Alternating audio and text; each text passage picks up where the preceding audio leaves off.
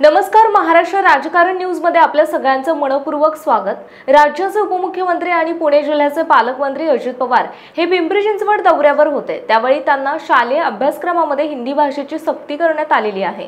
त्यावरून विरोधकांनी नाराजी व्यक्त केली। त्या प्रश्नावर अजित पवार म्हणाले, नवीन पिढीला मराठी आलीच पाहिजे। आपली मातृभाषा ही मराठी भाषा आहे, त्याबद्दल आपुलकी आणि जिव्हाळा आहे। मराठी भाषेला अभिजात दर्जा मिळालेला आहे। अभिजात दर्जा देण्याचे धाडस केवळ पंतप्रधान नरेंद्र मोदींनी केले आहे, अशी भूमिका यावर त्यांनी मांडली आहे। तर त्याच वेळेस 40% तेवढा हिस्सा त्या पद्धतीनं कॉर्पोरेशनचाही आला पाहिजे। दादा, हिंदीवरनं खूपच आता टीका टिप्पणी सुरू झालेली आहे। काय सध्या कुणाला उद्योग नाहीये। मराठी आपली मातृभाषा आहेच, त्याबद्दल कुणाचं दुमत नाही। प्रत्येक राज्याला आपली आपली जी काही मातृभाषा असते त्याबद्दल आपुलकी आहे, प्रेम आहे, जिव्हाळा आहे, ती टिकली पाहिजे। आणि मराठीला अभिजात भाषेचा दर्जा देशाचे पंतप्रधान नरेंद्र मोदी साहेबांनी दिला। खूप वर्ष हे प्रकरण दिल्लीमध्ये पडून होतं, परंतु कुणी करण्याचं धाडस दाखवलं नाही। ते NDA सरकारने दाखवलं, मोदी साहेबांनी दाखवलं आणि त्याचे कार्यक्रम पण आम्ही त्या ठिकाणी घेतले। आता मराठी भाषा भवन मरीन ड्राईव्हला अतिशय चांगल्या प्रकारची वास्तू आम्ही त्या ठिकाणी करण्याचं ठरवलेलं आहे। प्लॅन सगळा तयार झालेला आहे, निधीची कुठली कमतरता नाही।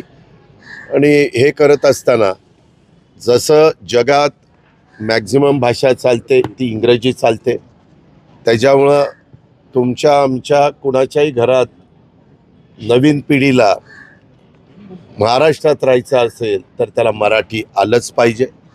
त्याचबरोबर भारतामध्ये अनेक राज्यांच्यामध्ये हिंदी पण चालतं। काही जण म्हणतात ती राष्ट्रभाषा आहे, पण त्याच्यावर वाद आहे। मला त्या वादात शिरायचं नाही। हे बाकीच्यांना सध्या कुणाला उद्योग नाहीत ना, काम नाही ना, ते असले वाद काही ना काही घालतात आणि त्याच्यातच ते वेळ घालवतात।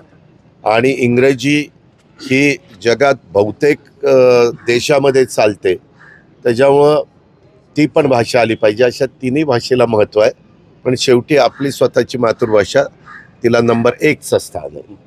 असा एक आरोप होतो की संघाला हिंदी राष्ट्र बनवायचं, हिंदू राष्ट्र नाही, तर त्यामुळे मग मी सांगितलं ना, आज समोरच्या वेगवेगळ्या राजकीय पक्षांना कुठला मुद्दा राहिलेला नाही।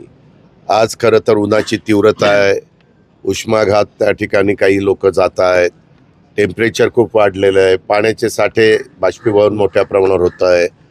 यंदा हवामान खात्याने नाही, वेगवेगळे जागतिक पातळीवर जे अंदाज व्यक्त केले जातात, जे काही साधारण काय वेदर राहील किंवा पावसाची परिस्थिती काय राहील, त्याच्यामध्ये 103 ते 105% पाऊस राहील। त्याच्यामुळे एक समाधान शेतकरी वर्गामध्ये आहे, परंतु तो पडला पाहिजे, कारण अंदाज तो खरा ठरावा एवढीच आमची पांडुरंगाचरणी प्रार्थना आहे।